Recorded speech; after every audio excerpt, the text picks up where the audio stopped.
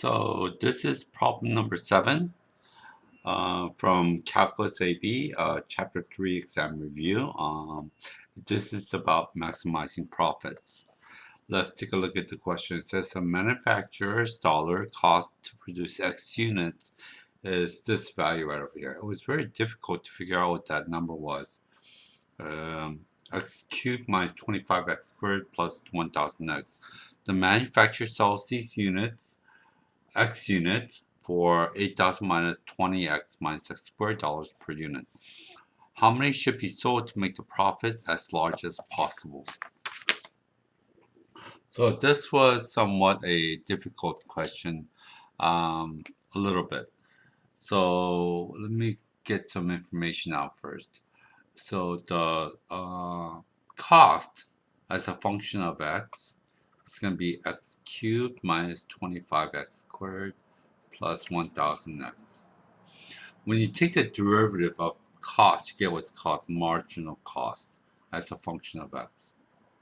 Marginal cost is equal to c prime of x. Okay, that's called on the margin how much it's going to cost. I actually learned this when I was in college because I was a economics major and we did a lot of these type of economics problems.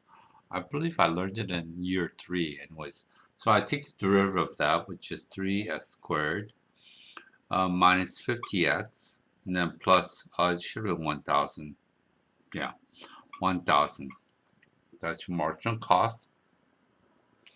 You have also the match, it says the manufacturer sold these X units at 8,000 minus 20x minus x squared. These are the per unit that they sell for times X units. So the revenue is equal to, all you do is take that number, multiply by the per unit revenue. 8,000 minus 20x minus x squared. We distribute that out, you get, 8,000x minus 20x squared minus x cubed. And distribute that out. What we do is revenue now as a function of x is that. We take the derivative, marginal revenue, as a function of x, which is the same thing as revenue derivative. Okay, so it's going to be 8,000 minus 40x minus 3x squared. What we do now is to maximize profit, we set marginal revenue equal to marginal cost. Marginal revenue has to equal marginal cost for the function to be maximized profit, right? So we take marginal cost, which is 3x squared. I'm going to set this equal to this one right over here. It's 8,000 minus 40x minus 3x squared. That's equal to that right there. So let's see what happens. Where's my information? So what happens now?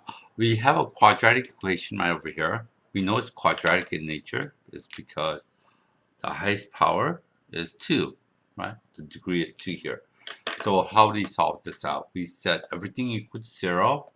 We move 3x squared to the left side. That becomes 6x squared. We move plus 40x to the left side as well. We add 40x right there. So we minus 10x. We subtract 8,000. You get minus 7,000 equal to 0. Okay. It's quadratic in nature. I don't like this numbers because they're a little bit too high, so I'm going to divide it by 2. So everything's divisible by 2, right? You get 3x squared minus 5x minus 3,500 is equal to 0. At this stage, you can use, you can factor if you want. The factoring is going to be a little bit difficult here. Or we can use the quadratic formula at this stage, okay? I'm just going to use the quadratic formula. X equals negative b plus or minus square root of b squared minus 4ac all over 2a. Negative b, that's my a value, that's my b value, that's my c value. Negative of negative 5 is just going to be 5 plus or minus the square root. 5 squared is 25 minus 4 times a times c, which is negative 3,500 right there. Times a negative, I'm just going to go turn to positive. All over 2 times a, which is 3. It's going to go 5 plus or minus the square root of 25 plus 12 times 3,500. I believe that is going to be, let me see if I have that number somewhere.